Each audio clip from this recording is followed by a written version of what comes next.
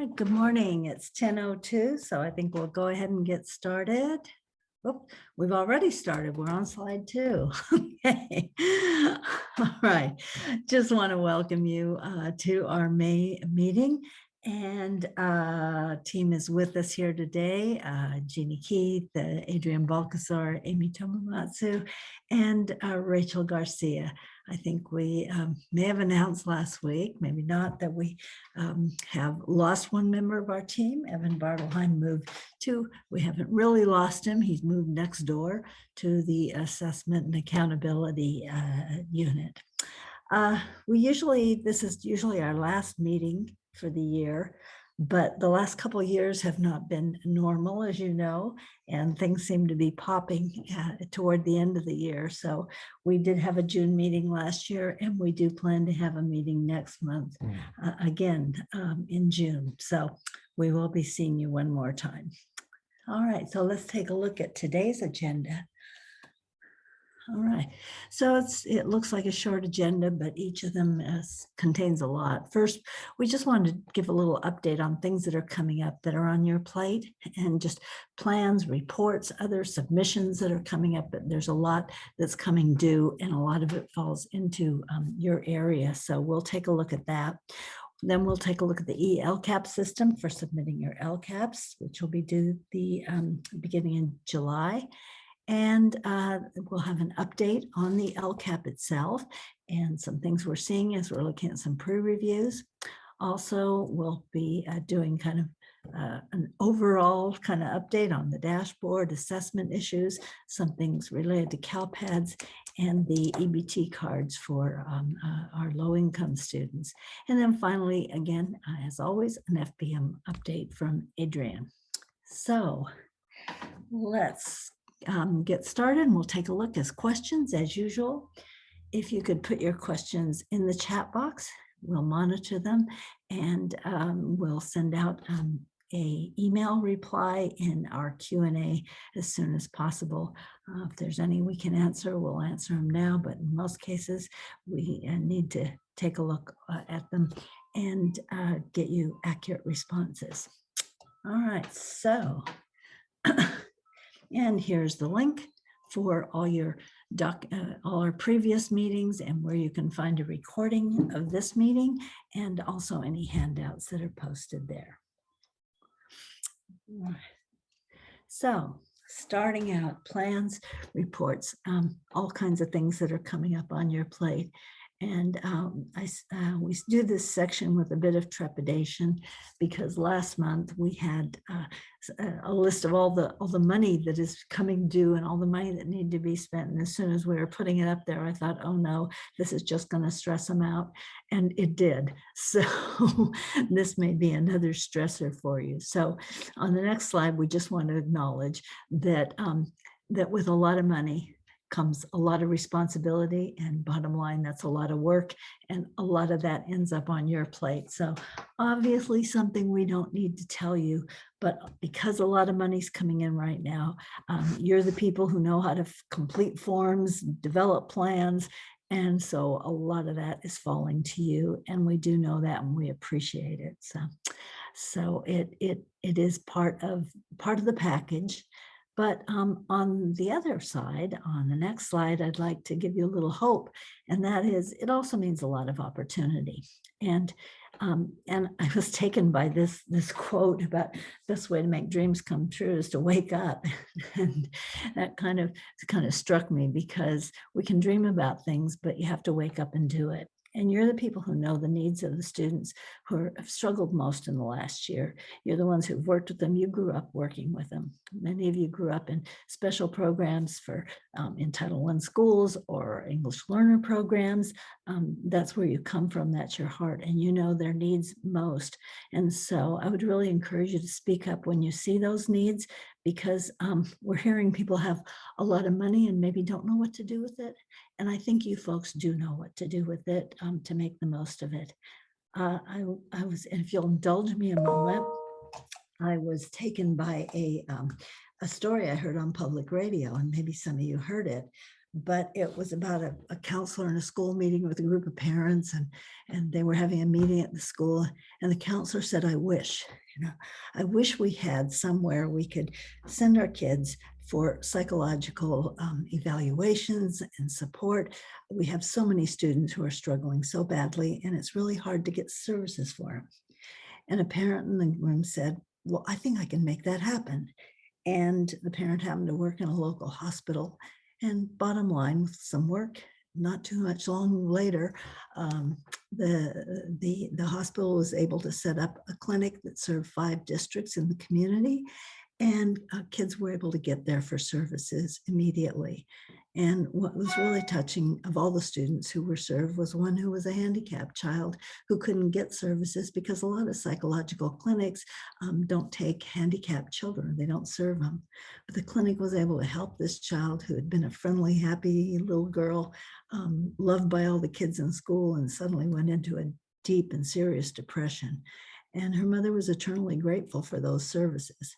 So those are the kinds of things that you folks know that we can make happen now. So I just want to leave you with that, because a lot of what we share is about all the work you do and the challenges you face. But I also encourage you to make your voice heard and make those good things happen.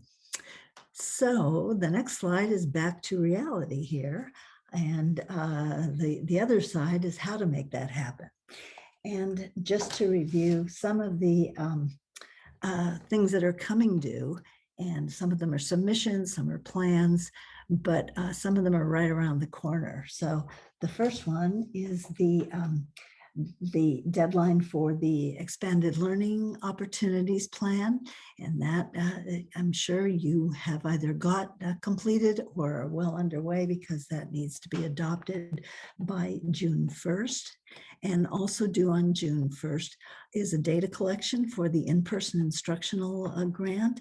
And we'll be talking about that briefly a little bit later, but that also has a June 1st submission. So those two things right around the corner. Then by June 25th, there's new requirement for the ESSER 3 funds. The ESSER 3 funds, we'll talk about those briefly in a little bit. And those are the new American Rescue Act funding sources that require legal assurances to be submitted, and that has June 25th, excuse me, as a completion date for that. We'll again look at that later. Then finally, by July 1, you have your LCAP, and that includes your budget overview for parents, your annual updates, and your annual budget. Those are all required to be approved and adopted by your board by July 1st. And at the same meeting, your local indicators, which we'll again talk about a little bit later, but at the same meeting as your LCAP, the local indicators need to be presented to the board. Then, of course, we have the consolidated application, and that one was delayed, and we are waiting for a date for submission for that. But it will be 6 weeks after the release of the submission. And then finally, coming after that are your Calpads end of year submissions. But given that a lot of that comes from school sites, you'll want to be reviewing that and making sure that data is being submitted. So just kind of an overview of all the things that are coming up that may be on or near your plate. Okay, so first let's take a look at the LCAP approval process. These are the things that should have happened or be happening in order to have your LCAP approved. So we're going to discuss the LCAP submission a little bit more in depth later. This is just a reminder of what's required prior to submission. So by now there should have been consultation with all required groups, and that's been taking place throughout the year. Then prior to submitting it to the board, it needs to be presented to your parent advisory committee and your EL parent advisory committees, and the superintendent has to respond in writing to comments from each of those committees. There's also a requirement to review school plans to ensure the actions in the LCAP are aligned with strategies in the plans. And Jeannie's going to be talking about some things later relative to LCAP requirements that really will speak to the importance of that alignment in that step. Then the public has to be notified of the opportunity to submit comments regarding specific actions in the plan. So that would be the next process that needs to take place. And subsequent to that, a public hearing is required, and the plan needs to be made available for public inspection, and that needs to be included in that 72-hour notice that where that the plan is available for them. Board adoption has to be at a first, then a public hearing, I'm sorry, and then board adoption is at a separate meeting from the public hearing and at the same meeting as your budget adoption. And then within 5 days, it needs to be submitted to the county office or for charters to your chartering authority, and then finally posted on your LEA homepage.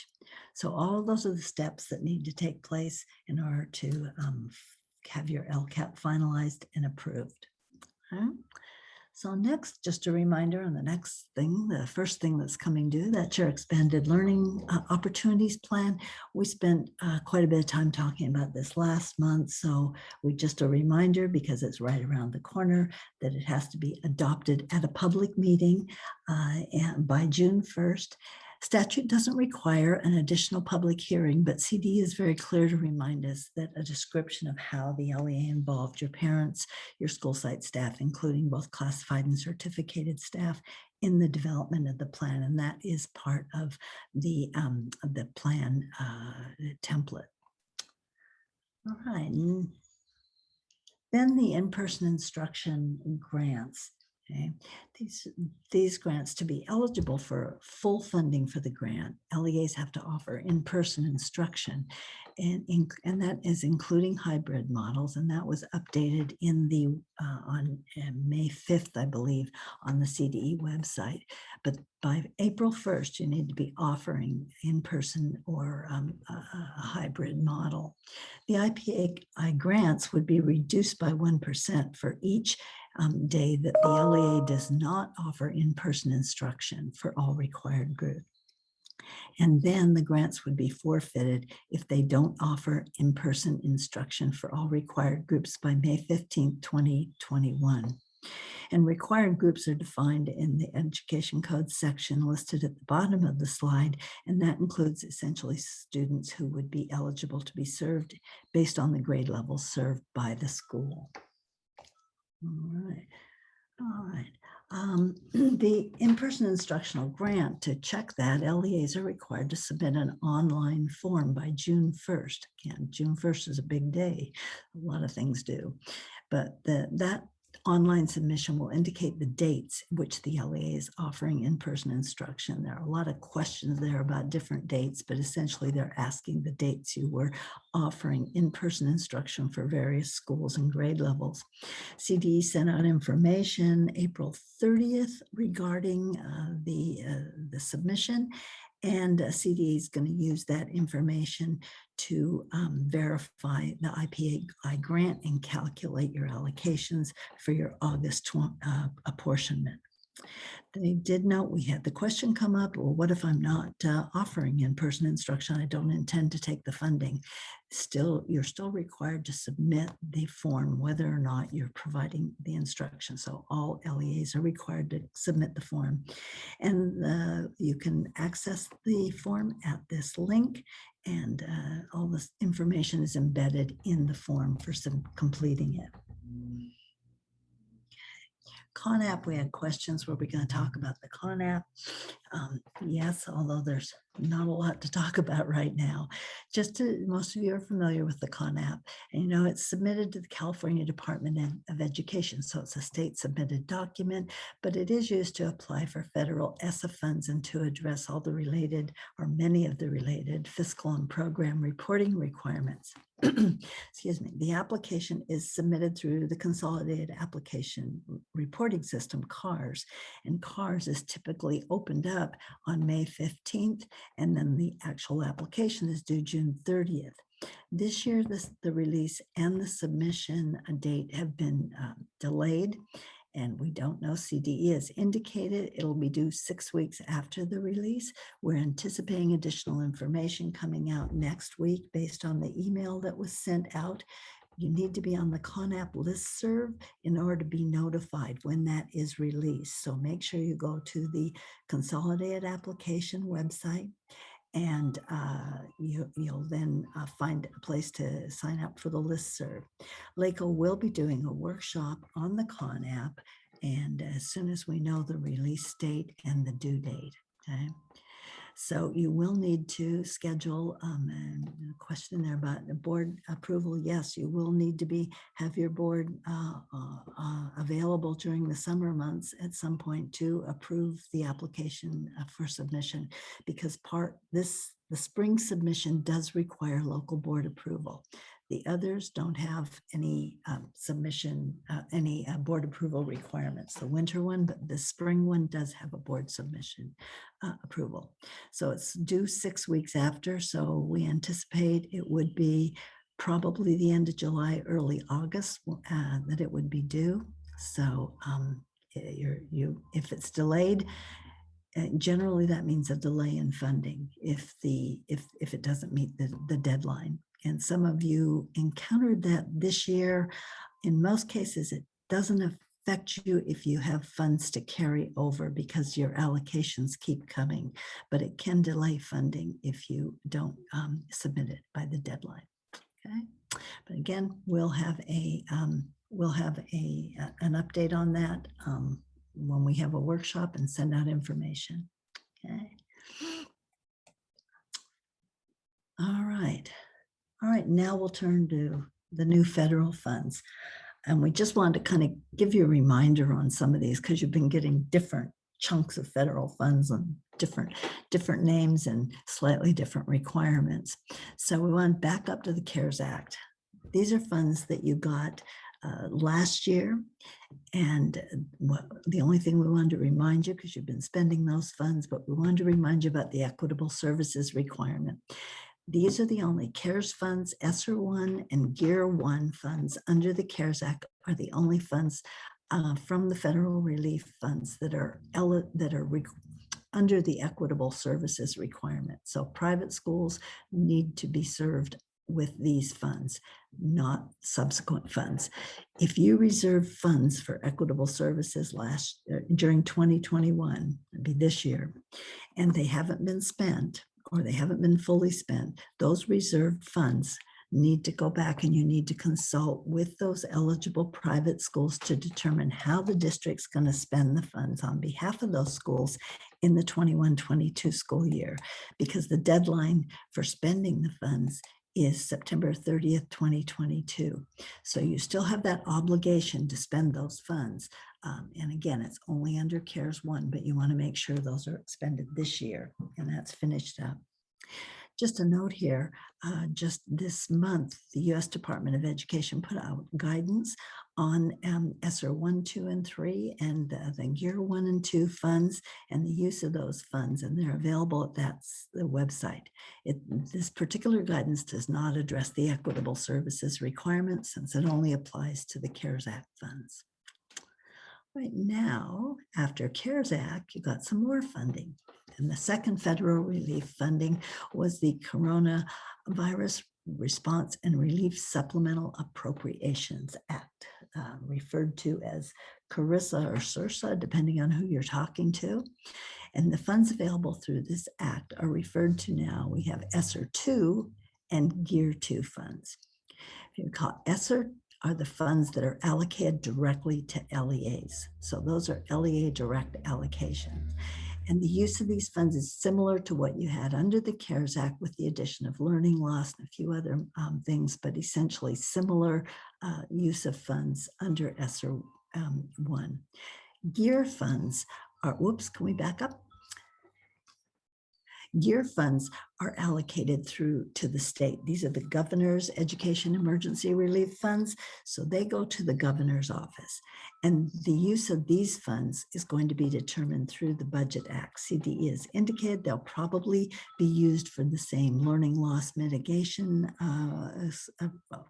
allowable uses as previously, but it has to go through the state legislature and the Budget Act. So we'll be seeing that, more information on that coming up.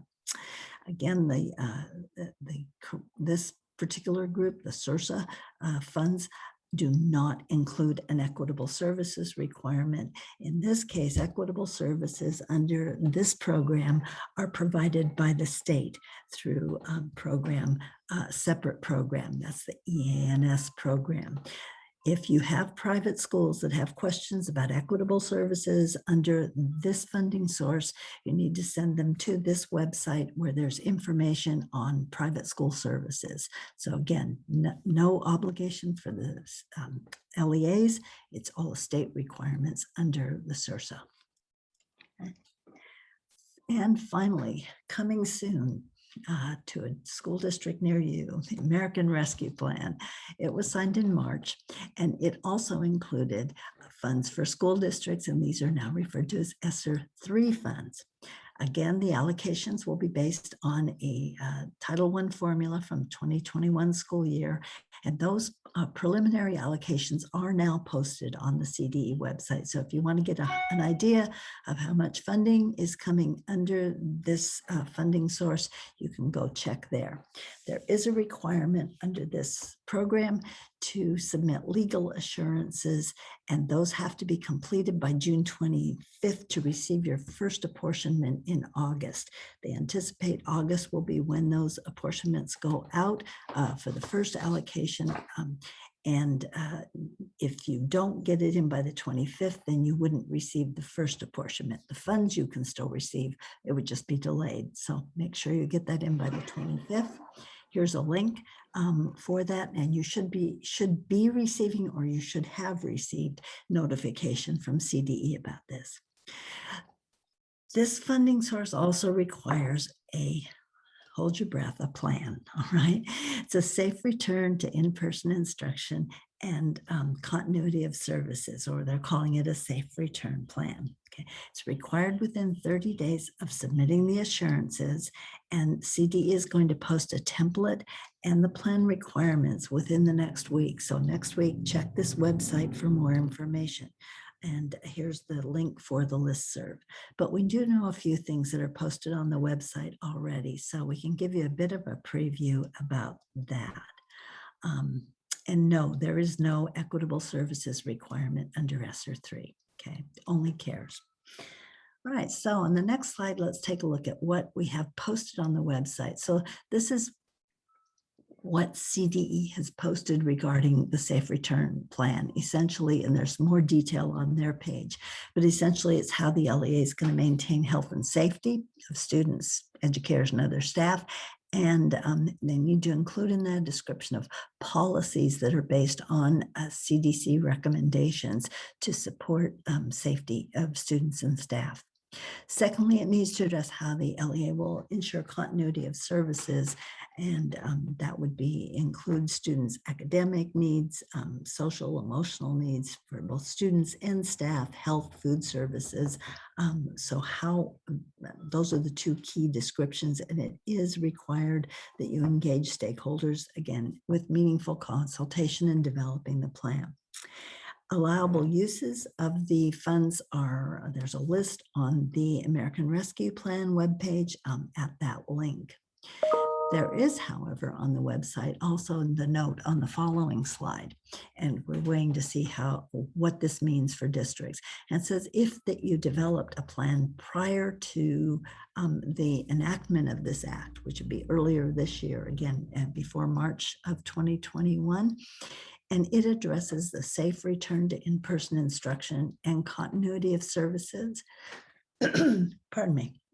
So if it addresses those two things, and it included public comment and took those comments into account in developing the plan, if you've done all that, but that plan doesn't contain your policies adopted to address the recommendations by the CDC.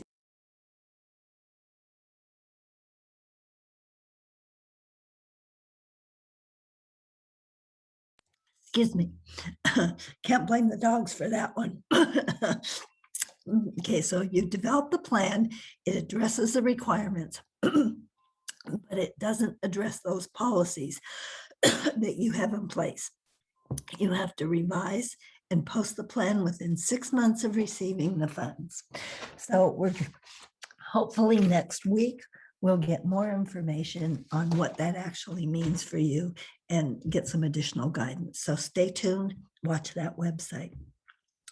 There is, however, an additional requirement, and that is for, on the next slide, yeah, then there's additional requirement for an expenditure plan, and this appears to be tied to the safe return plan. So essentially it's how the LEA is going to be spending those funds. So how are they going to be spending the funds to implement prevention and mitigation strategies, and how are you going to be using, there's 20% requirement to be reserved for learning loss. How are you going to be using funds to do that? How are you going to spend the remaining funds consistent with the allowable uses? So essentially, and then how will you ensure interventions respond to both emotional, social, academic, mental health needs, and particularly, and they list particular groups of students disproportionately impacted by COVID.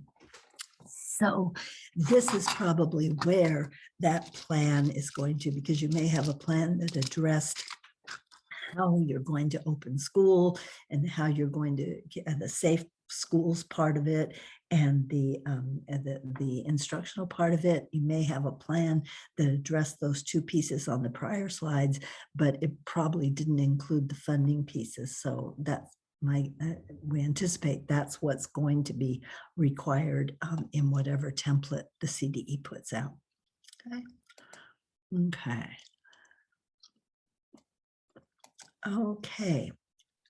Use of funds. Again, there's a full list on the CDE website, but the key things are similar to the previous ESSER programs, but that 20% reservation for learning loss, and then additional list of allowable uses is listed there. The funds go back, again, you can incur them from March of 2020 through September 30th of 2024. Apportionments are going to be based on quarterly reporting.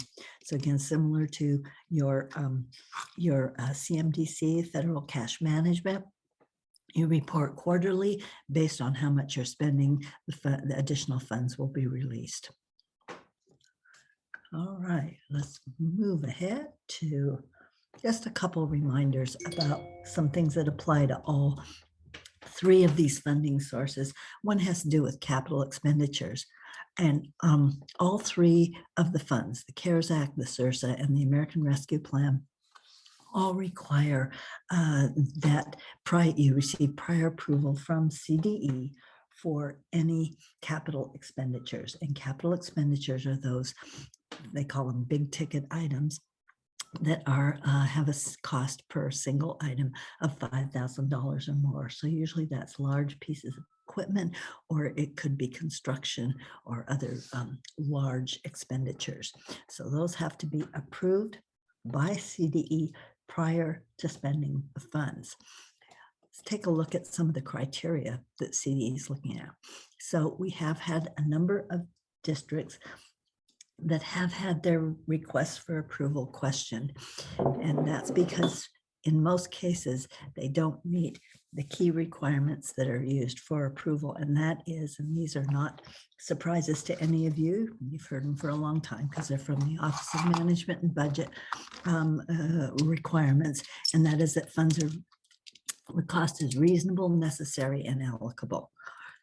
And you're going to have to document that in the application requesting approval. So the questions you need to ask before you apply is the cost reasonable? So is it a cost that you would typically, that anyone would typically pay can you get it less somewhere else? And essentially one of the ways to look at that is through your bid process. So capital expenditures require a bid process. General district should have policies and procedures for bids. Did you follow your bid processes, and do you have documentation of that? That would be part of the test for reasonableness. Secondly, is the cost necessary? And the question they're asking in many cases is, could you provide the same service or meet the same need using something that costs less, essentially? And this is being questioned for buses particularly, and transportation. Could you lease something rather than buying it? Why do you need to spend this amount of money on it as opposed to something that you could do, you could meet the same need for a lesser cost? So they're going to ask those questions. And third is the cost allocable. And allocable means, can you attribute it to the program? And these programs are all related to response to COVID. That's what they're all about. So is this expenditure in response to COVID? Okay. And also you need to, as I mentioned, you need to describe this in your in the application. All right. And the department in their FAQs is particularly focused on vehicles and purchase of vehicles. And they've noted that if you purchase a vehicle as capital expenditure, you're going to be required to maintain documentation of disposition. So if you recall, equipment over $5,000 has particular disposition requirements. When you've finished with it, there are requirements as to how that's disposed of, and any funds in many cases have to be returned to the federal government when it's disposed of. So keep that in mind. They didn't make that same statement about more costs that are more like construction and those kinds of things. They're not going to ask for that, but they are particularly for any kind of vehicles, buses and things like that. And the other thing to remember, if you have an expenditure, capital expenditure approved under one of these three grants, it only applies to that particular grant. So if you had something approved under CARES Act funds, but you decide you want to transfer that to perhaps CARSA funding, you have to then submit a new application. So if you use another funding source out of these three, there are three separate grant programs, you have to apply. All right, and finally, administrative costs. We've had some questions on this in the past, and this comes from the federal guidance that just came out. They do clarify that administrative costs may be used if they're reasonable and necessary for the proper and efficient administration of the program. So again, just a flat administrative cost. You can't just take an administrative cost. You have to show how it supports the program. And the example they provide is personnel who assist in planning, implementing, and oversight of ESSER-funded activities. Okay. That would be an allowable administrative expense, but it has to be a direct cost directly connected to oversight or administration of the program. Indirect costs was another question. According to the federal guidance, you can apply your unrestricted indirect cost rate. However, they do provide some caution, and I would hold when this new money comes out, we're hoping for more guidance on this, but they recommend using a lower rate than you might be allowed. The concern is that because of this influx of money, your indirect cost rate could be inflated, and that may mean that in the future you might have to pay back some of that if you took too much of your on your indirect costs, if you charge too much. So we're anticipating more guidance on this, but it's just a caution there about indirect costs. They are allowable, but just make sure that what you charge is in line and not going to exceed what will be accepted. All right. Then I think we just gave you a couple of links here. Here's a link to the new federal FAQs on the various programs, a link to the CDE capital expenditure FAQs. And I think we are moving on now to Amy, who's going to look at the ELCAP. Yes, thank you, Bonnie. So on the next slide, we'll start with the LACO ELCAP user guide. In an email last week, we shared that the LACO ELCAP user guide which has one page on the ELO grant submission through the ELCAP, and then the rest of it is a guide on the ELCAP builder with instructions and screenshots explaining the functionality of the system. The document's linked to our LCAP webpage, but I'm going to pop it into our chat right here. There you go. And it's there on our LCAP webpage along with other LCAP related resources, tools, and past presentation materials. And that's the link on the slide is to our general LCAP page, whereas the one in the chat takes you directly to the ELCAP user guide download. Next slide. And so we wanted to share a few clarifications based on questions we've been receiving from LEAs who are working in our ELCAP system. And so this is, some of these things are mainly for LEAs who are actually building their LCAP within the system. So first we have the annual update. For those of you who rolled over and are completing the 2019-20 annual update within the legacy ELCAP system, which is our older system, you would, once you complete that 2019-20 annual update in the legacy system, you will download a PDF of the document so that you could then upload it to the new 21-24 LCAP system. So that little screenshot shows you what it looks like in the new system, where you would take that one you built in the legacy and actually upload it to the 21-24.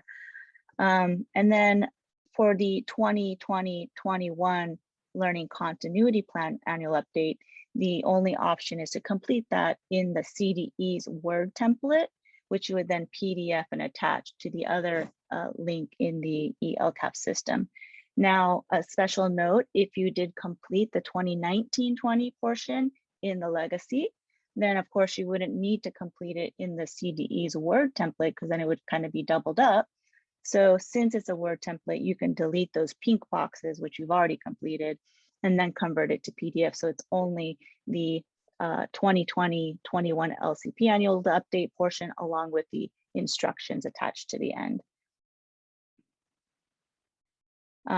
Now, if you're using the CDE templates or a third-party vendor such as DTS, this doesn't really apply to you because you'll just be uploading the entire PDF document at the very end when you're ready to submit. And I do have a slide on that later in this presentation.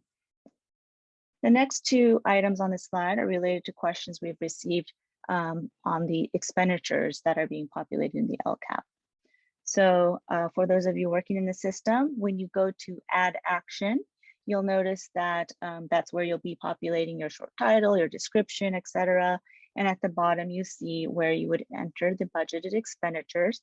There are fields here that auto-calculate, you may have noticed, that are in gray. So in order to get those to auto-populate, you would first enter the dollar amounts in the funding fields, like the one that says LCFF funds and as applicable other state, local, and federal funds.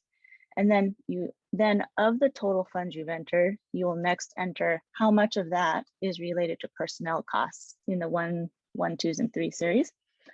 And once you populate that, then the non-personnel amount and the percentage of personal expenses fields will auto-calculate. That's why those fields are in gray, because you can't enter figures in those fields. So that's just one of those pieces that we want to clarify. And all of this is in the user guide if you want to look at it after the presentation as well. And a third thing on this slide is the repeated expenditures feature.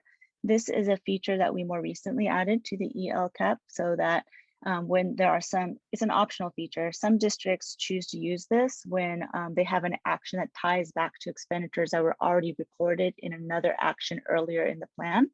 And so in that case, the district would check repeated expenditure and then indicate the goal and action number from that previous action. And that will then disable the funding fields for this repeated expenditure so the cost won't be double counted or double reported. And then on the next slide, we've got a couple more. So the first is a clarification on the two fields, student groups and unduplicated student group. So every action that you complete requires a response to the field student group. So no matter what, every action will have an identified student group. But if an action was designed based on the needs of English learners, foster youth, or low-income students, and that you check that that the ELCAP will display a question asking if that action's contributing.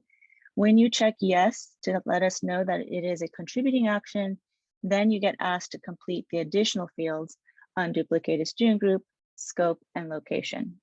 So the clarifying point here is that when you're designing those actions based on the needs of English learners, foster youth, or low-income students, if those actions are intended to be offered in a wide basis, LEA-wide, school-wide, or charter-wide, that's indicated in the scope. But in student groups, the student groups field and the unduplicated student groups field for contributing actions should identify only those UDP student groups. You don't want to have a mismatch in saying the student groups being served are English learners, Asians, and African Americans, and then unduplicated student groups would be, low income. So those should actually both, if it's a contributing action in both those fields, student group and unduplicated student group, should be a match of student groups only English learners, foster youth, and/or low-income students. It's the scope that lets us know that it's being provided to other students. Alternatively, the other, if you have an action that's developed based on the needs of English learner, low-income, or foster youth, and the action's contributing, but it's only being offered to students belonging in those student groups, then the action is considered limited because it's limited to those students. So I'm trying to differentiate between wide, being designed and contributing but offered to other students, but limited would mean it's designed, contributing for ELF, foster youth, low income, but only offered to those students. So that differentiation there in those two fields. And then at the bottom, somewhat related, you have in the increased improved services section of our ELCAP, for those actions that are contributing and also offered on a wide basis, as a tool and reference to help you develop the response to your prompt 1, where you need to indicate the required descriptions for principally directed and effective. The ELCAP will generate a list of actions that were marked as contributing and wide for you, so that as you develop that response to the prompt one, you'll have you'll know which actions that we'll be looking for those responses to. Next slide, please. And then a next clarification to explain the difference. You'll see when you go to the plan index in the ELCAP, you see those orange buttons at the top. There's a view plan button and a download PDF button, which if you, I think, logged on today, it's still grayed out, but the orange view plan button will give you an option to view, print, save, or a copy of the 2021-24 LCAP template and instructions. The download PDF button will combine all the components of the LCAP, including the budget overview for parents and annual update to the front end of the LCAP. So that one's intended to provide the entire document as it would be posted on the website. So that feature, if it's not already today functional, right now on my screenshot, you can see it's gray. Once it turns orange, that feature will be activated. Next slide, please.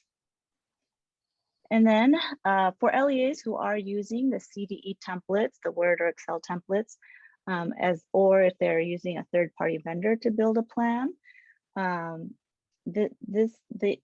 all the districts in LA County will still be required to upload it and submit it through the ELCAP system.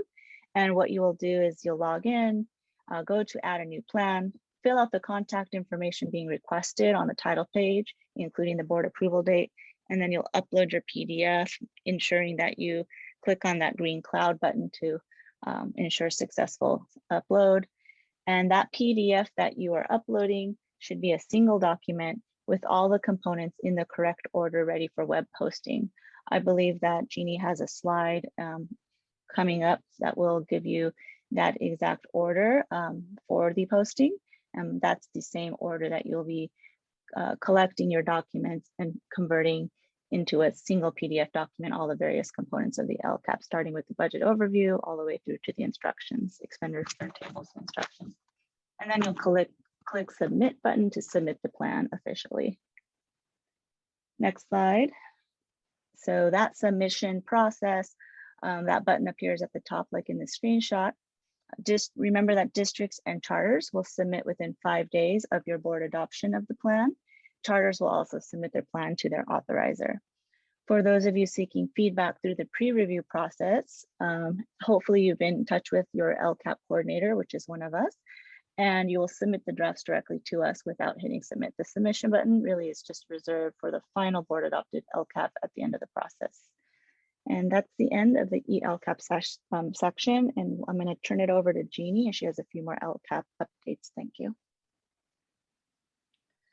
Thank you, Amy, and good morning, everyone. And really big thanks to Amy for working so hard on the ELCAP guide. It's really user-friendly. I refer to it all the time.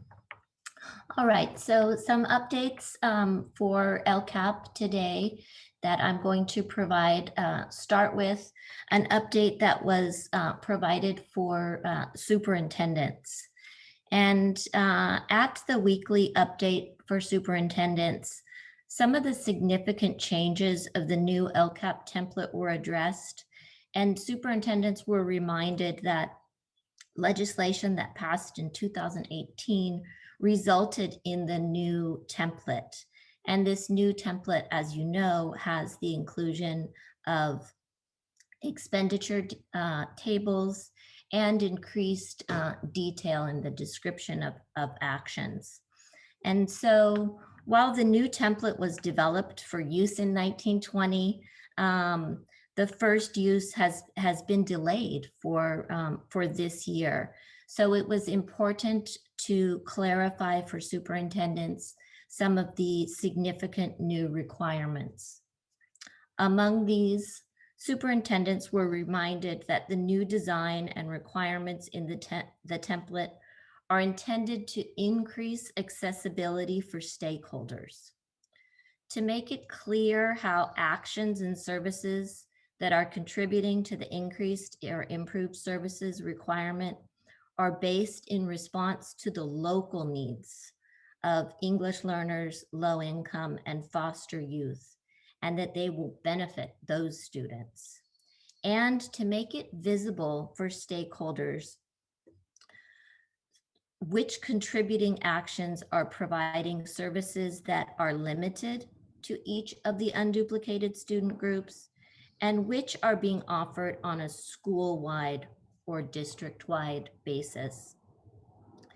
This increased clarity in how contributing actions are increasing or improving services is reflected in the action description section in the template and the related requirements noted in the instructions for describing how each school-wide or district-wide contributing service is principally directed to and effective for the intended unduplicated student group.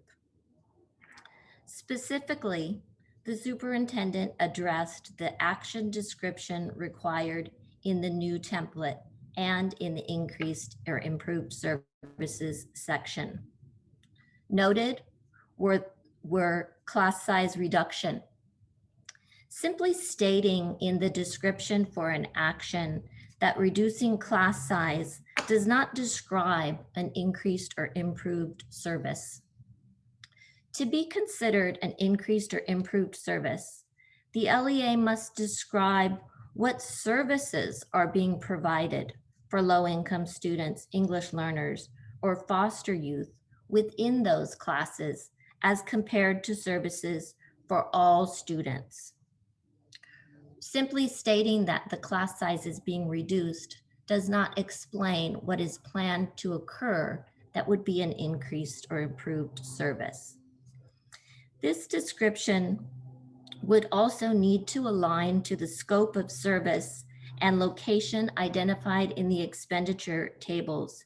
So it is clear not only what services provided for whom, but where it is planned to occur. Also noted were school site services. Because the LCAP is a district plan, it was clarified that all actions contributing to increased or improved services must be clearly described in the LCAP. Districts may not simply indicate that funds are allocated to schools and included in school plans. The action must make clear for stakeholders what is planned to occur to increase or improve services for the intended unduplicated pupil group with the funds budgeted for the action. The description must also be clear for stakeholders so that it allows for reflection on the implementation of what was planned so that this can occur in the analysis in the next year's annual update. Additionally noted was the new requirement to address the effectiveness of any school-wide or LEA-wide contributing actions that LEAs are continuing from the prior year LCAP.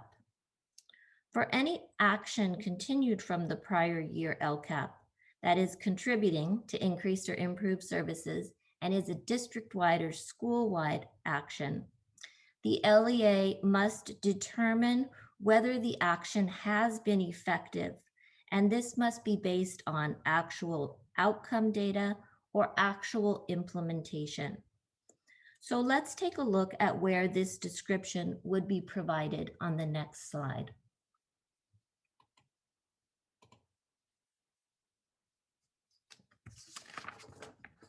In this example, we see an LEA's description of how a contributing action is principally directed and effective for low-income students.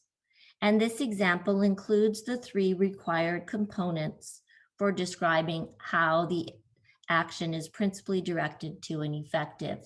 And you can see those noted in the first 3 rows on the left. Because this is an action the LEA has included in the LCAP previously, a description needs to be included that explains how the LEA determined the action has been effective for their low-income students. This additional information must be added to the description for each continuing wide action in the first prompt where the district or the LEA is explaining how the action is principally directed to and effective for each of the intended student groups. So in the example, you can see that you're adding that description for any continuing actions, and that description would explain how the LEA determined the action has been effective. And let's go to the next slide, please. On the next slide is a visual that provides an overview of the complete LCAP. And often we hear questions, is the annual update a separate plan? Is the new LCAP a separate plan? The complete LCAP includes all of what you see on the slide. This includes the budget overview for parents, annual update that addresses the 1920 LCAP and the continuity plan and the related instructions. And at the bottom of the slide is the new LCAP for the upcoming school year, which includes the new expenditure tables and related instructions for the plan and the expenditure tables. All of the components on the slide are things that are being completed this year, and all of them collectively make up the LCAP. Next slide, please.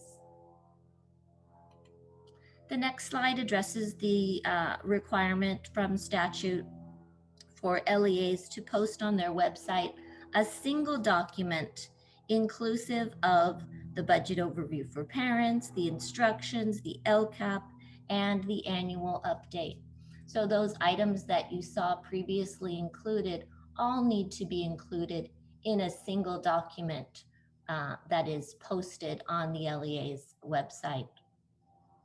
And on the next slide is a listing of these components that you have seen visually that are part of a complete LCAP that need to be posted in a single document for stakeholders. Next slide, please. The next slide addresses updated funding calculations.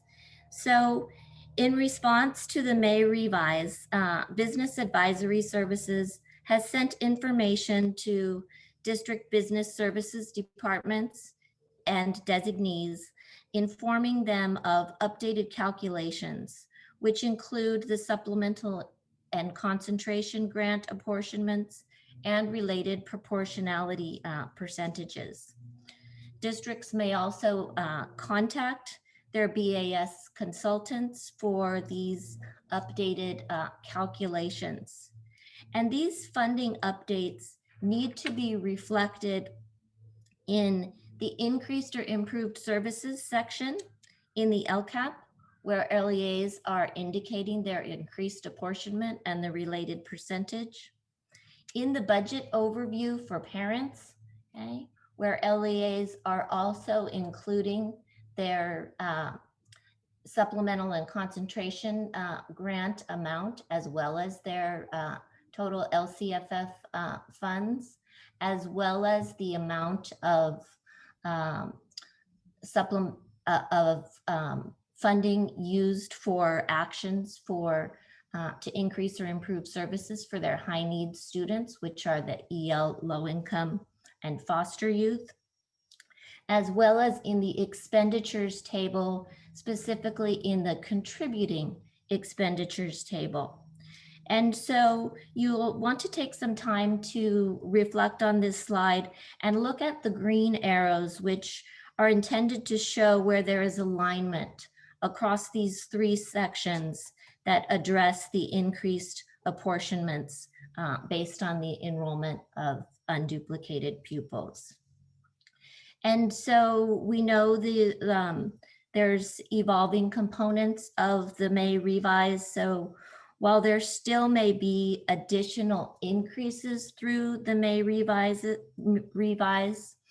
Business Advisory Services has indicated that these updated funding calculations that are provided now are what the LEA should identify in the increased or improved services section for the amount and related percentage, and should be reflected in the contributing expenditure tables, as well as in the budget overview for parents.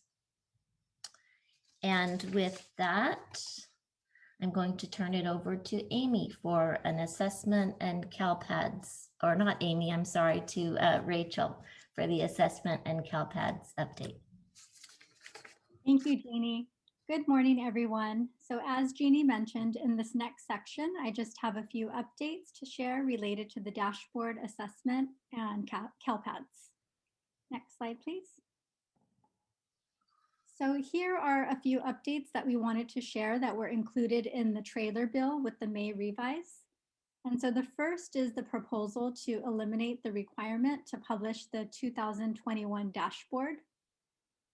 CDE would still need to publish valid and reliable data that would have been included with the dashboard through DataQuest or some other means. And so this would be similar to what was published this past year with the elimination of the 2020 dashboard. LEAs would also not be identified for technical assistance in the 2021-22 school year. So if this proposal passes and is signed into law, districts currently identified for differentiated assistance will remain until the release of the 2022 dashboard. And so keep in mind that these proposals are still pending action from the California State Legislature, and they just had their first hearings in the Senate and Assembly this week. So we should be hearing more information to come. Next slide, please. So the CDE will be publishing a modified 2021 dashboard. And this slide just shows the data that would be reported in this modified dashboard. And so one piece of data that I'd like to highlight is that the CDE has indicated that they are adding a report for the percentage of students who completed both A through G requirements and who also completed a CTE pathway. Next slide, please. So one piece we wanted to clarify is that even though there is this proposal to eliminate the requirement to publish a 2021 dashboard, the local indicator requirements remain in place. And so here we see a timeline for the local indicators process, and we've shared this timeline before. We just wanted to share it again, just as a reminder that the requirements are still in place. And so so as you can see in the pink area, this is where LEAs are currently with the local indicator process. So analyzing and using the local indicator data to inform the development of the LCAP. LEAs will then need to present the 2021 local indicators outcome data to the governing board at the same board meeting in which the LCAP is adopted by July 1st. And so the final step highlighted in this timeline is that LEAs will need to submit the local indicator data to the dashboard sometime in the fall. And we've received several questions from LEAs about whether or not they will be able to submit the local indicators data to the dashboard at the same time that they present it to their local board. However, CDE has indicated that the dashboard won't be open until sometime in the fall. So keep in mind that you'll be presenting the local indicator data to your board at the same meeting as the adoption of the LCAP, but then you'll be submitting the data to the dashboard at a later date in the fall. Next slide, please. So again, just as a reminder, here are the local indicators that districts and charter schools must measure progress and report on annually based on locally collected data. And so the CDE has developed self-reflection tools to assist LEAs with this process. And we've included the link to the CDE local indicators webpage at the bottom of the slide. And so this webpage is where you can find these CDE self-reflection tools. So for priority 1, LEAs must measure its progress in meeting the Williams settlement requirements. And this includes appropriately assigned teachers, access to curriculum-aligned instructional materials, and safe, clean, and functional school facilities. The performance indicator for this includes data that's required as part of the school accountability report card. For priority 2, LEAs have the option of providing a narrative summary of their progress in the implementation of state academic standards based on locally selected measures or tools, or LEAs may complete a self-reflection tool survey. For priority 3, parent and family engagement, LEAs must complete a self-reflection tool that addresses 3 areas of parent and family engagement. And this includes completing a narrative and a rating scale for each of the 3 areas of parent and family engagement. For priority 6, school climate, LEAs must provide a narrative summary of the local administration and analysis of a local climate survey that captures a valid measure of student perceptions of school safety and connectedness in at least 1 grade within the grade span. And for priority 7, access to a broad course of study, LEAs must provide a narrative summary of the extent to which all students have access to and are enrolled in a broad course of study. Next slide, please. So just a few updates regarding the initial LPAC. CDE has indicated that LEAs will be able to administer the initial LPAC either in person or remotely for the 21-22 school year. They've also indicated that there will not be a paper pencil option. The administration window for the initial LPAC opens on July 6th. And virtual and training options and resources are available through the Moodle training site. And CDE has indicated that there will not be any in-person training offered this year. Next slide, please. So here is just a reminder regarding the Calpads submission deadlines for 2020-21. And so the end of year submissions are now open, and the initial certification deadline is July 30th. And for this certification deadline, LEAs only need to have LEA approval by that time. And then just another note, the amendment window closes on August 27th. Next slide, please. So next, we just have a few updates regarding the PEBT benefits. And so most kids received their benefits for 1920. However, there were two groups of kids who did not receive their benefits. So the first group includes students who were eligible, but their parents did not apply through the online web application.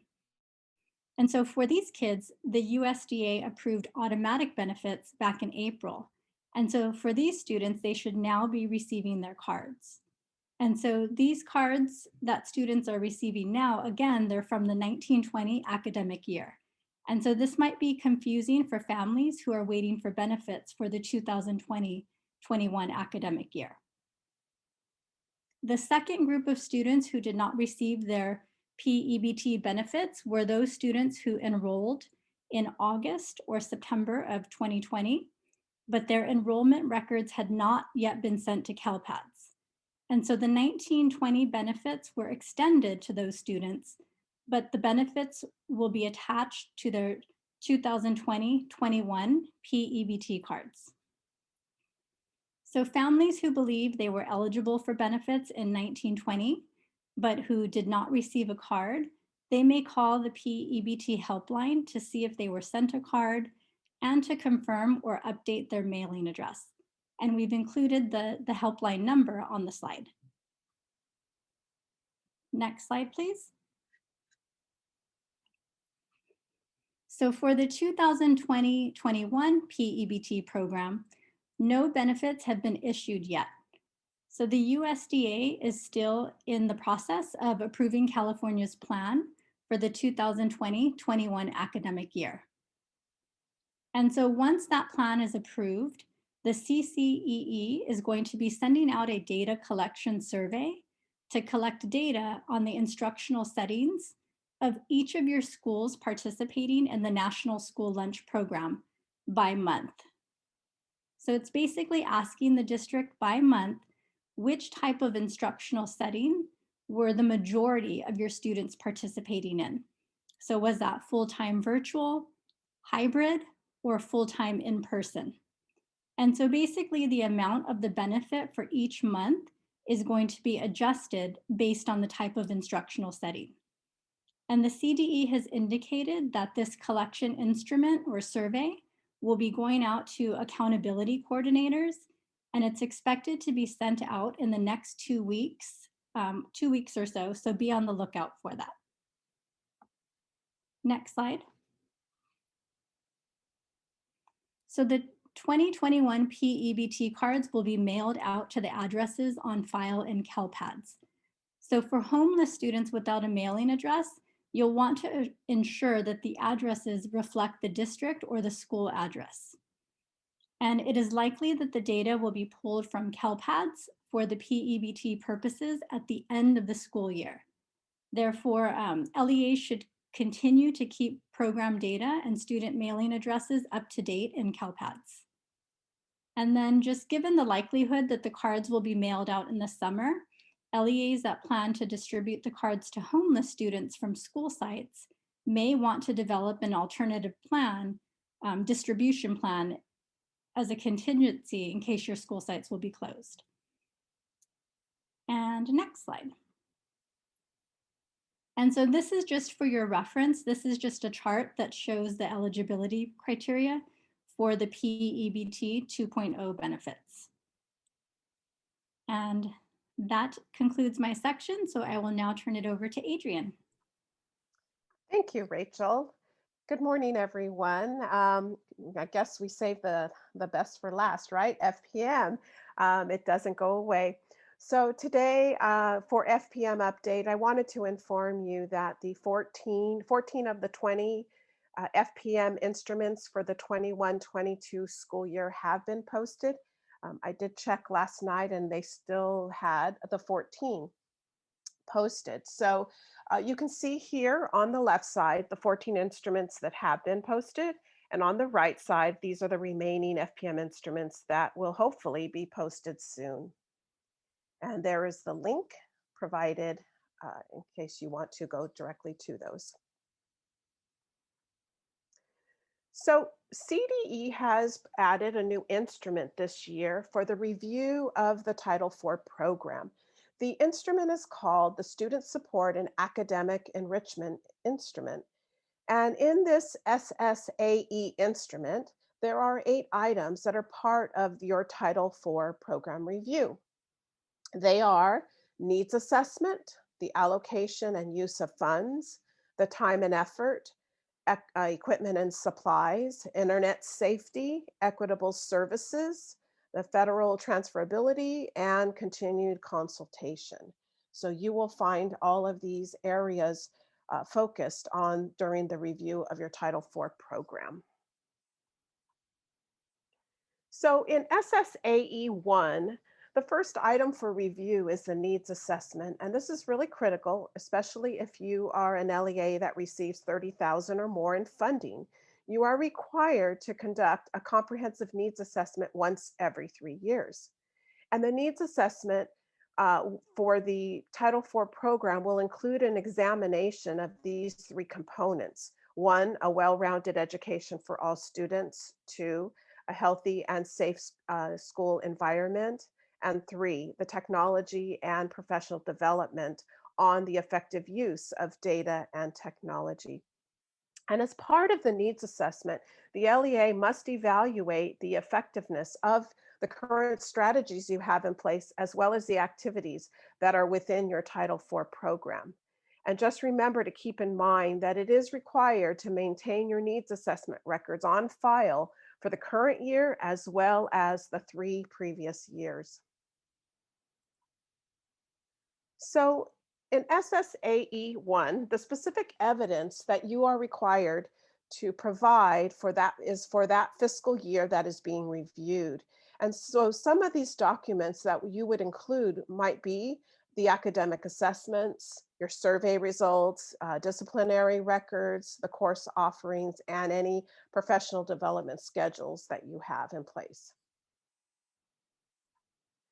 So today, we're going to focus on the CDE template that the Title IV office has provided for LEAs with the needs assessment. So the CDE template is formatted in asking for information through a question, and also the gray boxes are there to be completed by the LEA. So the beginning of the needs assessment asks for the identification of the individuals that are part of the planning and implementation team, including the stakeholders. So if you are an LEA that has, and you're not a charter, but you're an LEA, you have to consult with any private schools. So those private schools are also considered a stakeholder. So you would need to identify them in this section. It also asks for indicators or data that is being used, and the description of the LEA-wide initiatives that you have in place or are going to be in place with the funds that are being allocated from Title IV. The next part of the needs assessment focuses specifically on the 3 components of the Title IV program. Again, the well-rounded educational opportunities, safe and healthy students, and the effective use of technology. The last part of the template includes a budget table with all the required funding criteria that is part of your Title IV program. So you see here the carryover amount, the allocation, if it was indirect costs, and also equitable services. So all of these components are addressed in this budget table.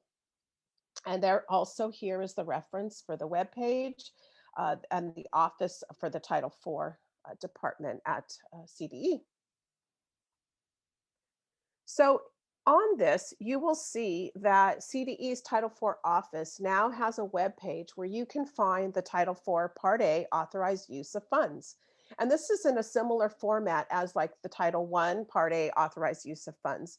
So it basically states that in order for an activity or expenditure to be approved using Title IV funds, it must meet the rationale below. So one, you need to, the purpose must be to improve students' academic achievement. It must be reasonable, necessary, and applicable. And the use of funds must supplement and not supplant. And also the expenditure or activity are from using funds from the current fiscal year or the subsequent fiscal year. In addition to those criteria, you also need to make sure that the activity or the expenditure is supporting any of those 3 areas, as well as it must be aligned to the comprehensive needs assessment that you have, done. And then also the expenditure for direct administrative costs may not be more than 2%.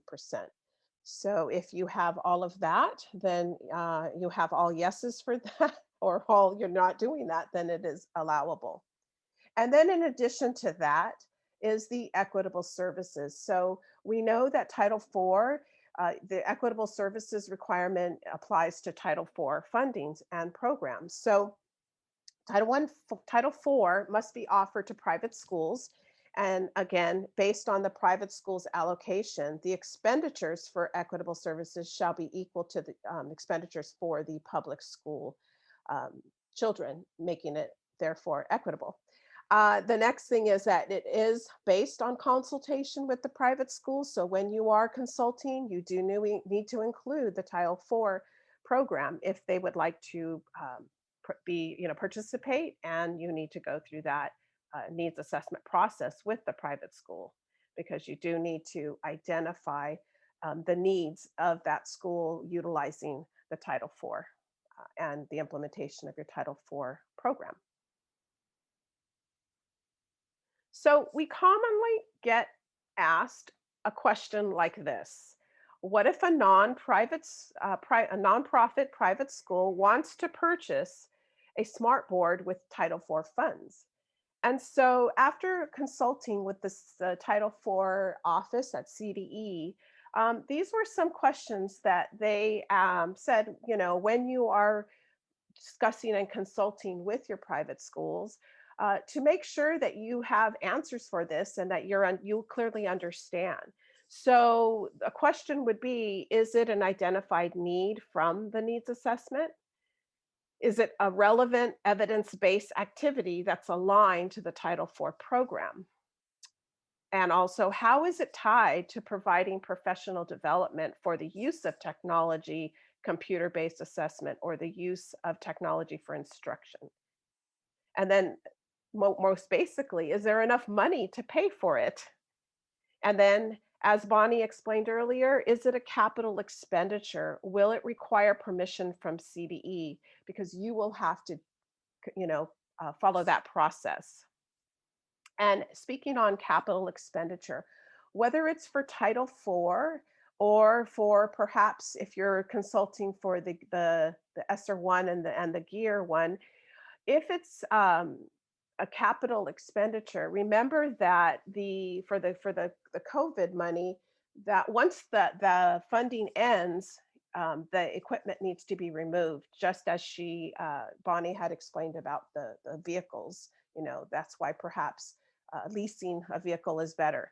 So, but in any case, whether it is Title IV or Title or any of the other pandemic money, definitely that is a consideration about the end of the grant period and capital expenditures. You do need to dispose of it, the materials, or sell it to another program that's allowable, and follow that process. So back to the private school, who will monitor the use of, say, that smart board? And when will the LEA remove the equipment? Again, what happens in the next year when the needs change? So if the purpose of that particular year, that smart board was being used to maybe tie to a professional development, what happens in the next year when perhaps the focus is changed? Then, as you know, equipment is the property of the district and not the school, and that it cannot benefit the school. Therefore, CDE reminds everyone that these kind of items cannot be permanently mounted, that there would need to be a stand that would have to be purchased in order to make sure that it is not part of the school property. But then again, who's going to monitor the use, and as it's tied to the supplement not supplant requirement? So again, just some things to consider when you are working with private schools and Title IV. So we just wanted to address this because we commonly do get this question. And so with that, this concludes our state and federal program directors meeting today. We want to thank you for joining us and remind you of our next meeting, which is on Thursday, June 24th at 10 a.m. And as always, we will keep our Q&A chat open for a few minutes so you can add any other questions that you would like us to address. And as we receive guidance, we will always continue to email you through in between the next meeting with any updates.